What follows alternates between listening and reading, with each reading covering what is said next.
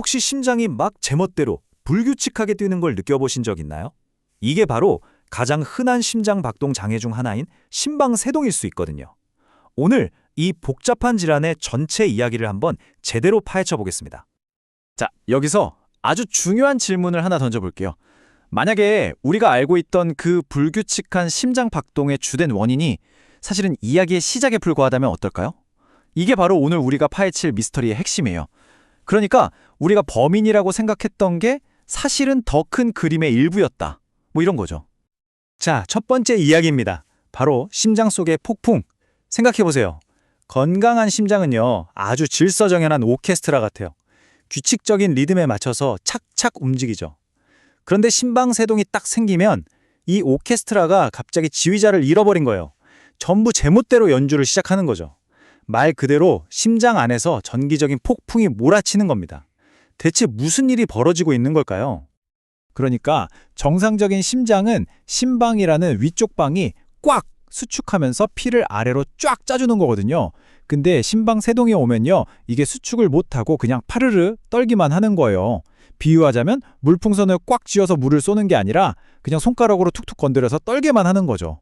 이러니 피가 제대로 나갈 리가 있나요? 고여버리니까 심각한 문제가 생기는 겁니다.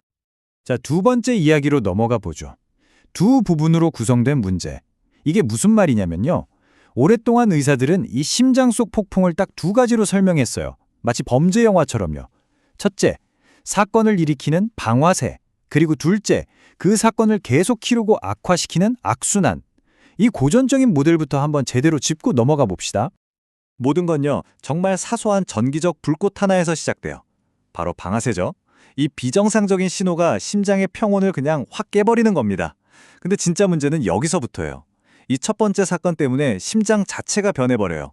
그래서 다음번엔 더 쉽고 더 자주 문제가 생기도록 만드는 악순환의 문을 활짝 열어버리는 거죠. 아니, 그럼 이 첫 번째 방아쇠는 대체 어디서 오는 걸까요? 이게 진짜 놀라운 부분인데 주범이 심장 자체가 아니었습니다. 바로 폐에서 심장으로 피를 가져오는 혈관, 폐정맥이었습니다. 심장에 붙어있는 이 혈관 근육에서 갑자기 전기 스파크가 탕 튀면서 모든 혼란을 시작하는 거였죠. 정말 의외의 장소죠? 이 현상을 진짜 딱 한 문장으로 표현한 심장학계에 아주 유명한 말이 있습니다. 바로 심방세동이 심방세동을 낳는다. 무슨 뜻이냐면요. 심방세동이 한 번 오면 그게 심장을 바꿔버려서 다음 심방세동이 더 쉽게 오게 만든다는 거예요. 정말 무서운 악순환의 고리인 거죠. 이 악순환을 좀 전문적인 용어로 심방 리모델링이라고 불러요. 말 그대로 심장이 리모델링 되는 거예요. 계속되는 혼란스러운 전기 신호에 시달리다 보니까 심장이 아예 그 비정상적인 환경에 적응을 해버리는 거죠. 구조도 바뀌고 전기 회로도 바뀌어서 나중에는 이 불규칙한 리듬이 오히려 더 익숙하고 편한 상태가 되어버리는 그런 아이러니한 상황이 발생하는 겁니다. 자, 이 리모델링이요. 두 가지 방향으로 진행돼요. 먼저 왼쪽을 볼까요? 이건 전기적 리모델링인데 심장의 전기회로 자체가 바뀌는 거예요. 전기 신호가 한번 지나가고 재충전되는 시간이 확 짧아지니까 혼란스러운 신호가 계속해서 파고들 틈이 생기는 거죠.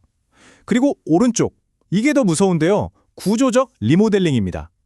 심장 근육 자체가 딱딱하게 굳고 늘어나면서 아예 심방세동이 살기 좋은, 뭐랄까, 늪 같은 땅으로 변해버리는 거예요. 자, 그럼 정리가 되죠. 폐정맥에서 방아쇠가 당겨지고 그게 심장을 변화시키는 악순환을 만든다. 어때요? 이야기가 아주 깔끔하죠? 그래서 지금까지 대부분의 치료도 이 폐정맥의 방아쇠를 없애는 데 집중되어 왔어요. 하지만 여기서 반전이 있습니다. 모든 환자가 이 시나리오대로 움직이지 않았던 거예요. 바로 여기에 첫 번째 미스터리가 숨어 있습니다. 세 번째 이야기입니다. 다른 방아쇠의 발견.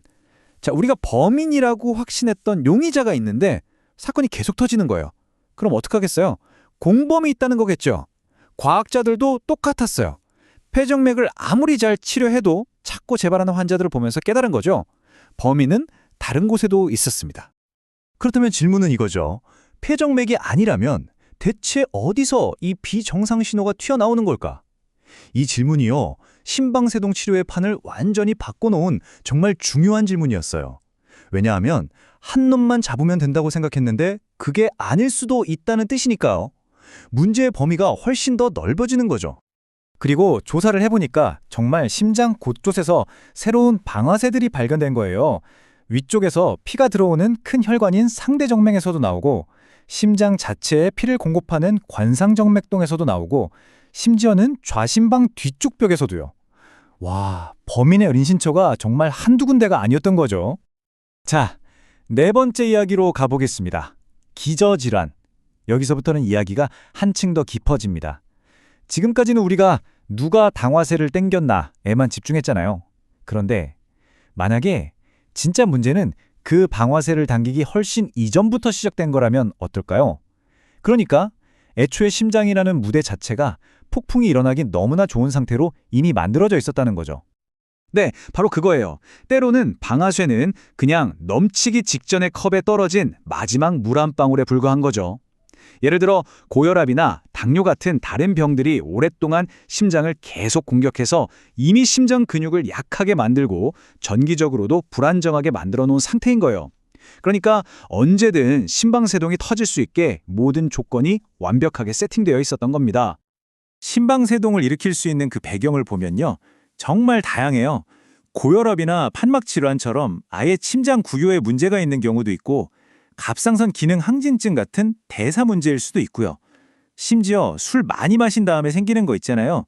휴일 심장 증후군이라고 부르는데, 이런 생활 습관도 직접적인 원인이 될 수 있습니다. 물론 유전적인 요인도 빼놓을 수 없죠. 자, 이제 마지막 장입니다. 전체 그림을 한번 맞춰보죠. 우리는 여러 종류의 방아쇠도 봤고, 또 애초에 심장을 약하게 만드는 기저질환 이야기도 했어요. 진짜 복잡하죠? 그럼 여기서 질문! 왜 이렇게 복잡한 원인들을 다 알아야 할까요?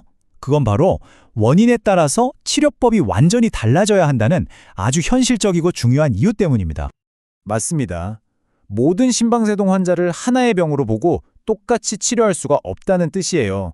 어떤 사람은 폐정맥에서 나오는 방아쇠만 딱 제거하면 되지만, 또 다른 사람은 그게 문제가 아니라 고혈압 관리나 생활습관 개선이 먼저거든요. 이 근본 원인을 정확히 알아야 올바른 치료 방향을 잡을 수 있는 거죠. 자, 이 표를 보시면 지금까지 우리가 얘기했던 게 한눈에 쫙 들어옵니다. 보세요. 발작성, 그러니까 가끔씩 생겼다 없어졌다 하는 초기 단계는 주로 전기적인 방아쇠가 문제예요. 폐정맥 같은 건 말이죠. 그런데 이게 점점 진행돼서 지속성이나 영구적인 상태로 가면 어떻게 되나요? 방아쇠보다는 심장 구조 자체가 변해버린, 즉 악순환의 영향이 훨씬 더 커지는 걸 볼 수 있죠. 시간이 흐르면서 문제의 핵심이 바뀌는 겁니다. 결국 핵심은 이겁니다. 심방세동은 그냥 하나의 병이 아니라 수많은 원인과 저마다의 이야기를 가진 하나의 증후군이라는 사실. 그래서 마지막으로 이런 질문을 던져볼 수밖에 없어요.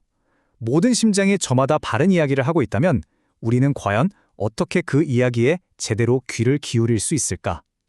앞으로의 정밀치료는요, 바로 이 질문에 대한 답을 찾아가는 과정 그 자체가 될 겁니다.